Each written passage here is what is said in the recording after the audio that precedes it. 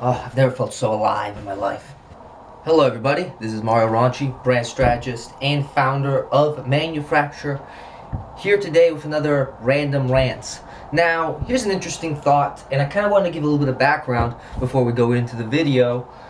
A while back, I have made a video on the state of the design industry as a whole. And it was a video that was supposed to come out maybe last month or so, but I put it off and I forgot all the whole thing about the thumbnails and stuff like that. I completely forgot about it completely. Now, more than ever though, that video is such a powerful reminder of how flimsy the design industry is on everything at the moment, We have to really decide here that the whole infrastructure that was built from years and years on end about how design was valuable and how print design was important and all this type of stuff suddenly is becoming eradicated completely. Why? Because of one singular thing. What's that one singular thing? It's the coronavirus. It's time for them to wake up and to really look at the industry with a clear mind and see where have they been going wrong. How can I change my services to help?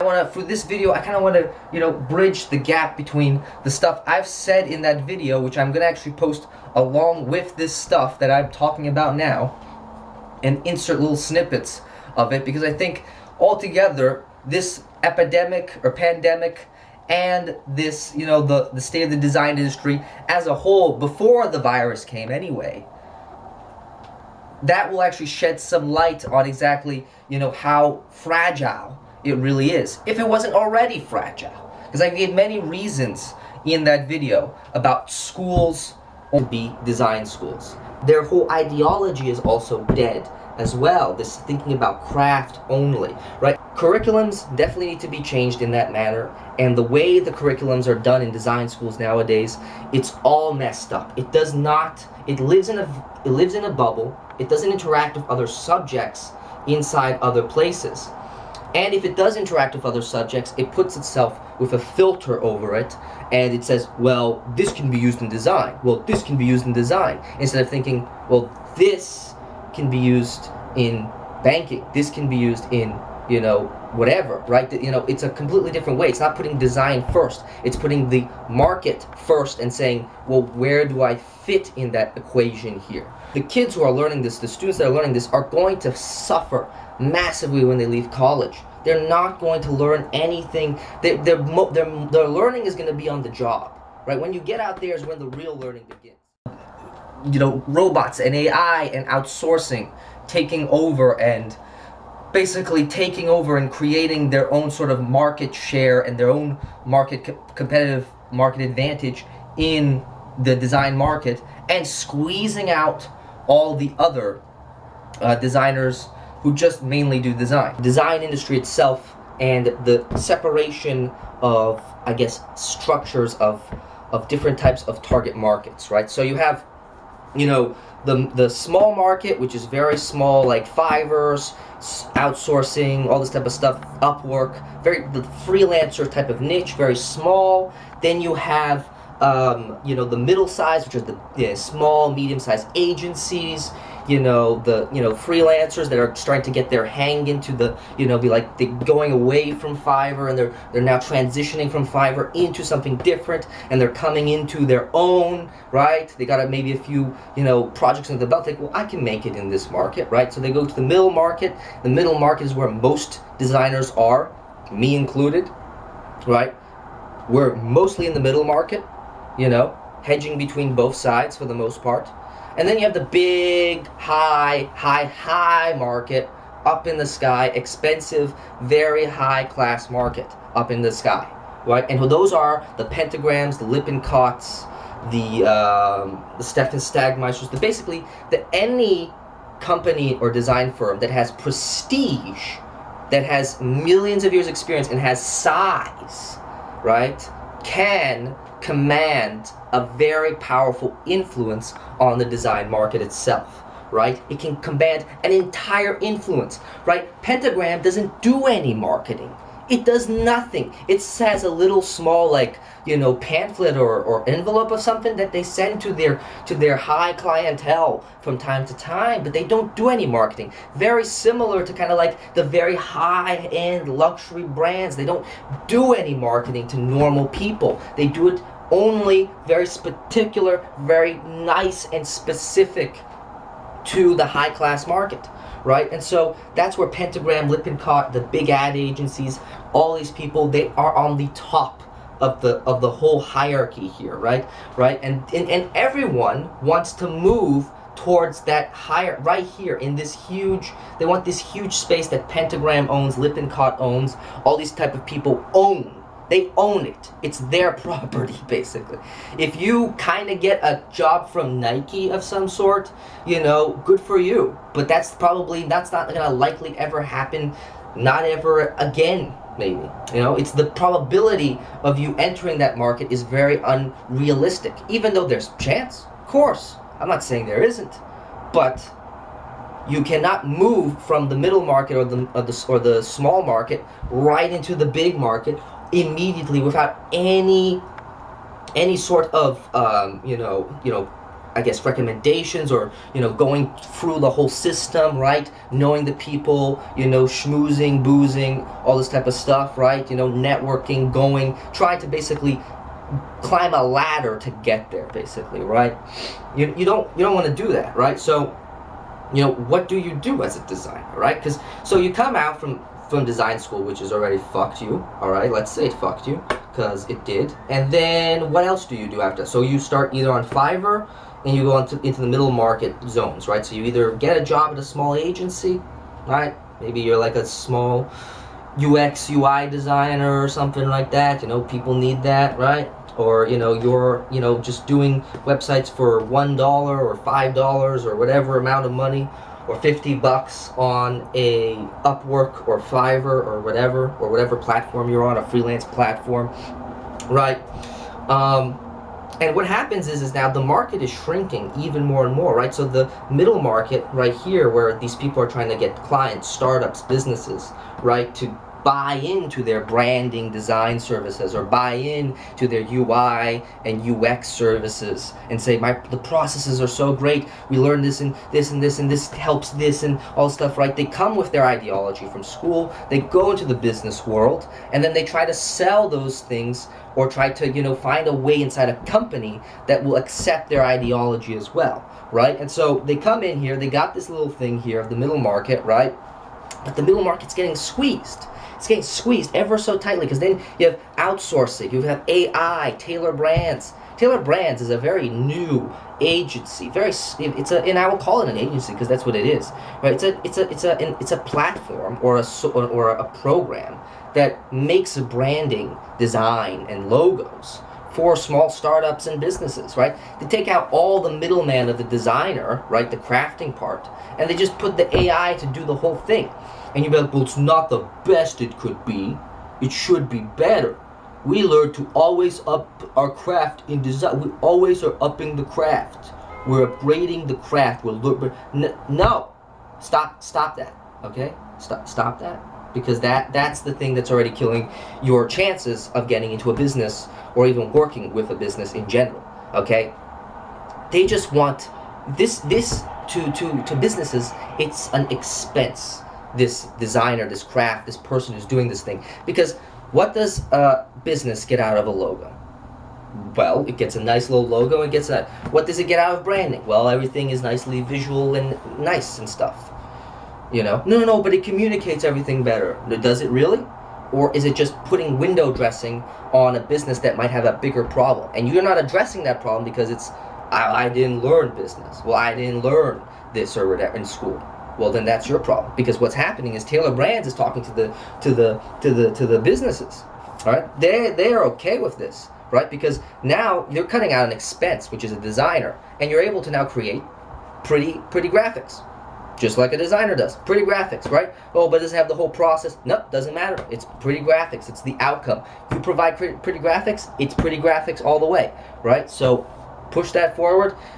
And then you have AI, and then you have even other companies that are trying with making AI make websites for you, right? I've heard of a ton already that they're coming in, and I'll even put down some links in below about the types of companies that are, trying to, change design and disrupt design, basically, right? And those guys, they're coming in and they're pushing the market even slighter, and then one day, the big market where Pentagram and all the big influencers are, right? All the big people are, right? The people who own these huge agencies and have years of experience and built that brand, which now they're taking advantage of, which is nothing wrong with that, right? It's just that you can't do the same thing as that. And the way you're going to get to becoming a big brand like Pentagram or Lipton-Cott, if you want to, or even to work in those places, is to not do the same things they've done. Because it was a completely different time period, and the people who've come up and done all this type of stuff, it came from a completely different time period. So the strategies have to change with the times. It doesn't stay the same. So as the middle market keeps pushing everyone out, you basically squeeze the middle market to the point that it is basically enveloped by the lower market, right? So you have people on Fiverr, and the great freelancers who may have great craft cannot differentiate themselves from people in India doing a logo for $5. They can't. Because they're trying to do the thing that they've been taught to do. Brand themselves, personality, please.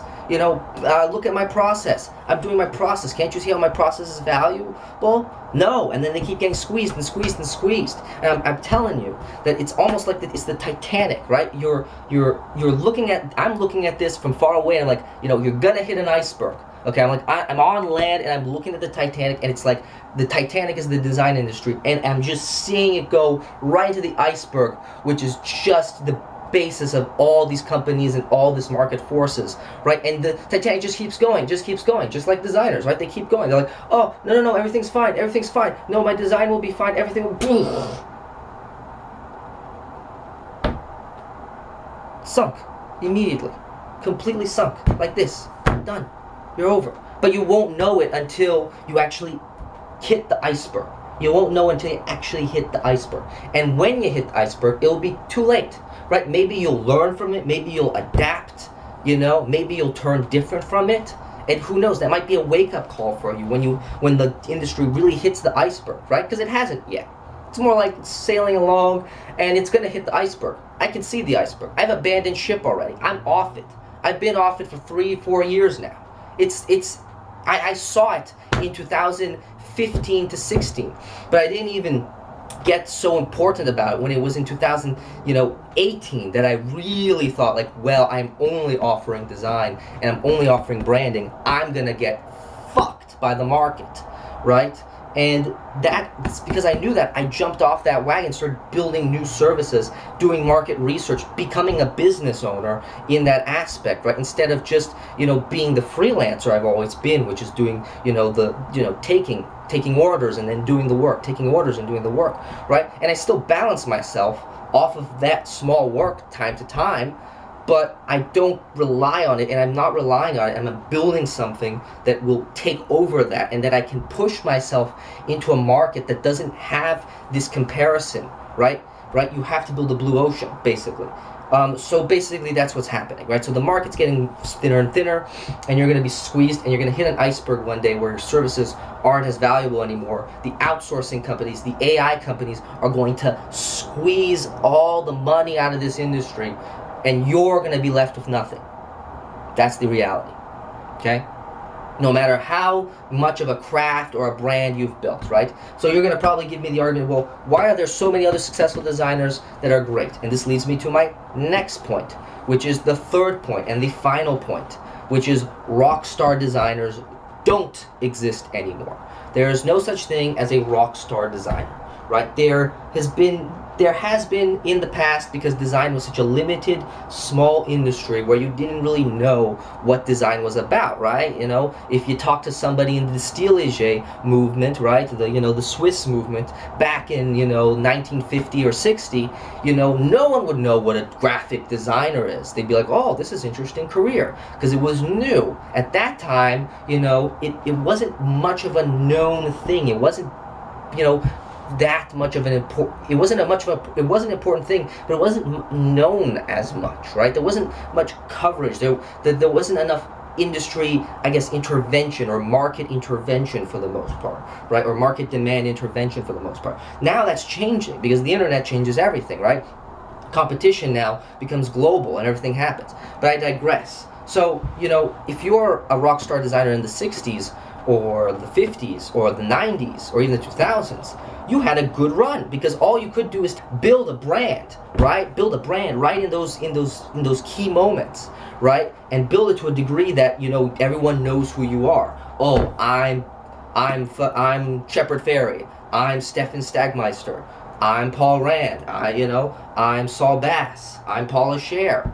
And just build that reputation. I'm Sajeev Haviv. I'm, all these people, right? All these people, right? Just built their brand based off that, and of course they did hard work. They built, right? They've done work, right?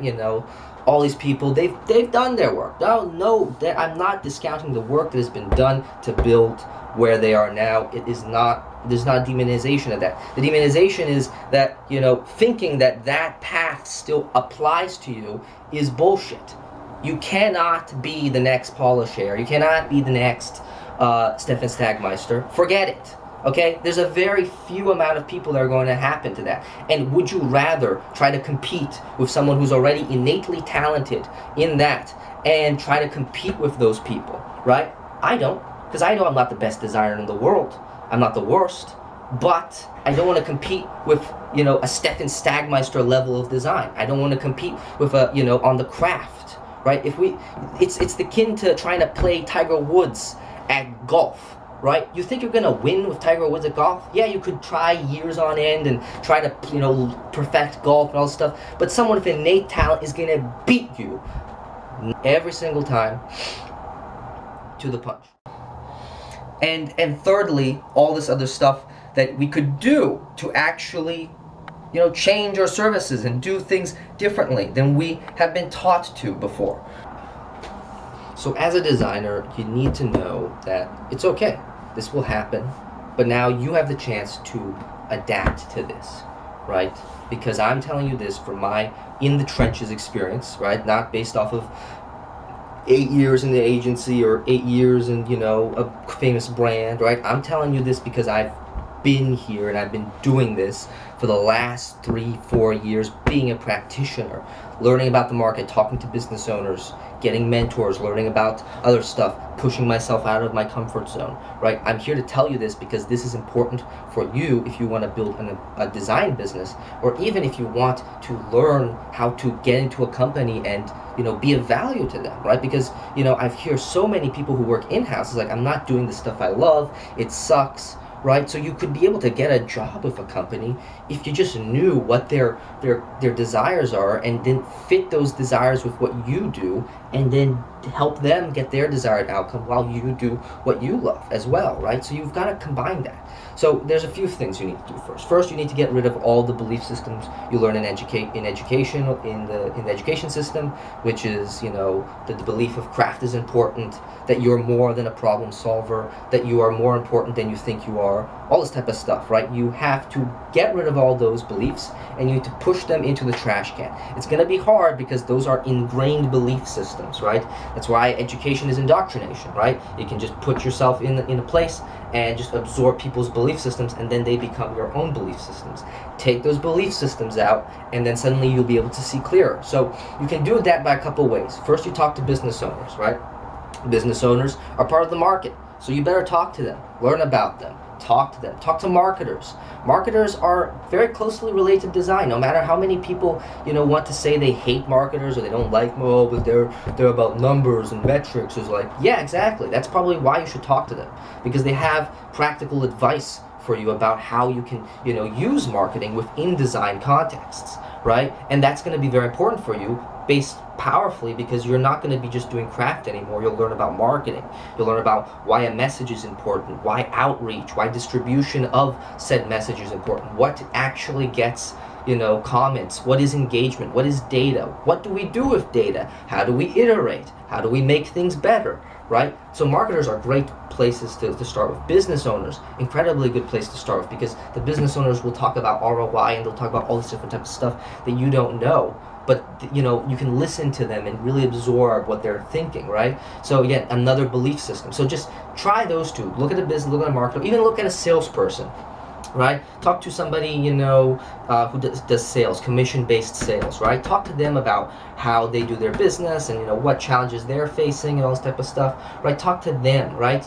Talk to charities. Do basically whatever it takes to get out of the bubble. Basically talk to anybody outside, in the business world, in the marketing world, in the sales world, in any other world, in any other viewpoint that is outside of design. And you'll probably see a completely different perspective start to change, because you'll start seeing what's actually happening, right? You've been 2 to 3 years in a bubble, and now you've expanded that bubble to encounter more worldviews, right?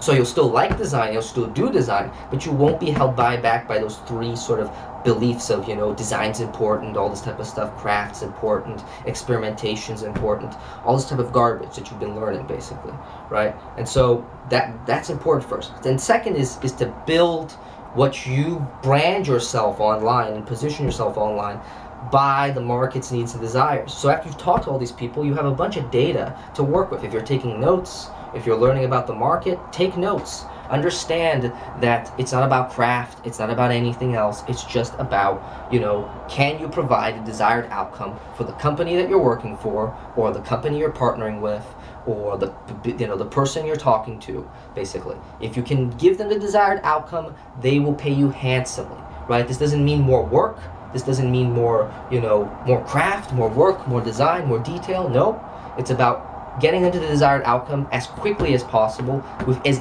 ease as possible. And you'll notice that, Fiverr and AI and Taylor Brands are starting to do that. They're exactly what they're delivering. They're delivering desirable outcomes. It's why they're beating you out, right? Because they're providing desirable outcomes. You can hate them all you want, but they're providing desirable outcomes to their target market. So if you're an in-house designer, think about, what does the company want, and how can I do better, and what other skills can I bridge in and put in together that will help me help the company, right? How I can do design still, how can I do my craft still, and then also help the company at the same time, right? And so this will help you both as an in-house designer and as a designer who's trying to start a business, because you can start a business off of market demand and not of market speculation, but market demand, things that are actually happening. And if you're an in-house designer, you can learn about, what makes a company work and all this type of stuff, and you can be even more valuable than you think, and you can get buy-in from key decision makers, CEOs, chief of financial officers, managers, suddenly, that you weren't getting before, because you're now actually talking their language and you're giving them actual value. You're giving them ideas that will boost revenue or whatever, right? You're giving them ideas that will actually help them boost awareness, all this type of stuff, right? The key metrics, the measurable metrics that matter, right? And so that's another good thing to do, right? And then the third thing is really about, remember that what you do now is going to be of a hybrid offer, right? You don't want to be stuck and be compared to other designers anymore. The market is dying. There's an opportunity. The middle market is dying, so there's an opportunity to stand out. There's an opportunity to get out of that sort of spectrum that I showed you and jump out of it completely, right? That's what we call blue ocean, right? Market's saturated, there's a lot of ongoing things, there's competition, right? It's red with blood, so to say. You get out, it's a blue ocean market, right? And that's what you can do as a designer, whether, again, as an in-house designer or a designer who is trying to start their own business. Doesn't matter. It applies to everyone who does this, right? And so after you've done that, you've figured out market demand, you've branded yourself based off market needs and desires, right? Not just your own personality and bullshit, right? And you've started to build a proper business, right?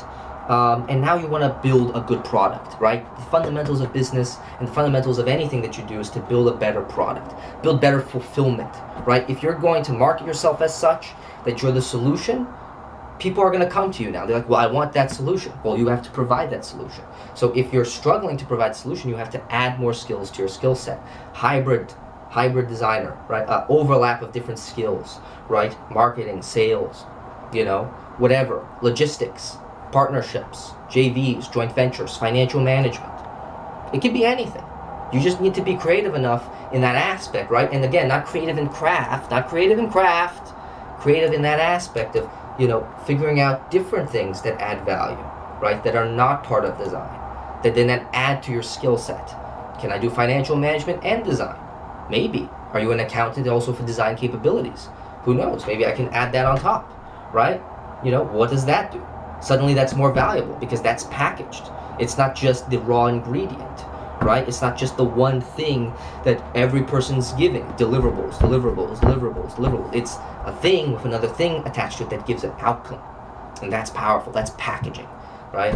And so those are 3 things, right? So, remember about those 3 things when you're building your agency or building your business, design business, or building your freelance practice, or going out to be interviewed by somebody for a job at some company. Think about those things, because those things will probably set you apart from all the people, even the ones with the best portfolios ever. You'll stand out from all of them because you're just knowing how to communicate effectively. And that's what's lacking, right? Proper communication in design and proper information about how to communicate your value and how do you do it and how you get the word out there, right? The right way. Let's talk about first what the coronavirus has done for the design industry. Well, the good thing about it is that it's started to the point that you have to look at the design industry now and see design, the singular thing that we put, or our logos, our craft and whatnot, and we have to look at it in a very objective light. We have to look from a survival standpoint. Okay, what am I willing to invest in because of this crisis? What is in long term going to help me out? It's not design, it's not a logo, it's not a craft, it's not a print book. It's none of those things, unfortunately. Because what are those things? Those are luxuries. In essence, right now, design is a luxury. It is not a must-have. It is, you can have it, right? But a must-have is something completely different. But what we should have thought about before this even came was that the must-haves should have come before the want-to-have. We should have, planned out our businesses. We should have, really looked into, okay, I'm only doing print work, or I'm only doing, logo design, or I'm only doing branding, or I'm only doing UI, UX, okay? What do these things give the business owner value? What do these things a company would need, even in a time of crisis, right? Because the problem doesn't go away. And that's another point I've got to make here, is that the problem doesn't go away. Every time a crisis happens and things go out of control, people are quick to assume that the first thing that is the biggest crisis is the actual crisis, is the catastrophe, is the chaos, it's the black swan, the uncertain event that came out of nowhere, caught everybody by surprise, and caused a lot of damage. But it's not actually that's the case. Because what's the actual problem is the thing underneath it all, the thing that was postponed, the thing that was put to the back over and over and over again because you just didn't have time, or excuses, or all this other stuff that are actually important, right? And now we're seeing, because we have time, we're on lockdown, we're in quarantine, we have time to assess, we have time to really understand what it is that, what is the huge problem. A business owner who didn't have clients before is now going to think, yeah, I need more clients. More than ever, I need more clients. Or I need to at least set a few seeds up. I need to plant a few seeds in order so that I can grow my business, even in this tough times, right? Where everyone's shrinking, you want to expand. So the problem that we've put off magnifies itself. Not that the actual pandemic itself, but the actual problem that the business has, or the problems that many people have had in their lives. This doesn't even, mean even business. This could be even in their, relationships. Were they close to their friends? And if not, what is that doing to them now, right? Because now they're in isolation. They're thinking, well, maybe I wasn't as, supportive, or I wasn't there enough for my friends. All this other stuff, right? So it expands throughout business and expands throughout life in general. But in this particular case, it's about business. It's about the industry. It's about the market. This market is fundamentally changed overnight. What you could have thought was something that was important is now truly become a commodity, and shall become even worse than a commodity. I don't even know what's worse than a commodity. But that's what design is right now. Like the typical print work that doesn't do anything other than look pretty, that's the thing that's gonna get tossed by many businesses and by many people in general. So if you're a freelancer and you're trying to reach out to people offering design services, expect to get axed immediately, because you're not going to convince anybody to spend money on a logo in this time period. Even if you try to convince them and say, it's part of my business. Oh, it will change your business. This logo will change your business. This branding will change your business. You can't play those. You can't cash those checks. You don't have that. You can't actually change those businesses with just design, right? What I was gonna say, another thing is like, it's a hybrid offer, right? When you didn't have, when we only do the only thing which is just print work, we don't actually create the end result for the client. That's so important, is to keep that end result in mind. What are we going to achieve? Are we achieving awareness? Are we achieving, more clients? Are we achieving return on investment? Even as simple as something, because it's not about even like grandiose things, right? The measurable end result is never about grandiose things. It's about measurable end results. It's about things that can be believable, that you can keep your promise on, and that you can actually, create and give to the client, right? Whatever it may be. It could be, contracts with people, specific people, partnerships with specific people. It doesn't need to be just getting clients. There's more to this, right? The measurable end result doesn't always lead down the road of, something very generic.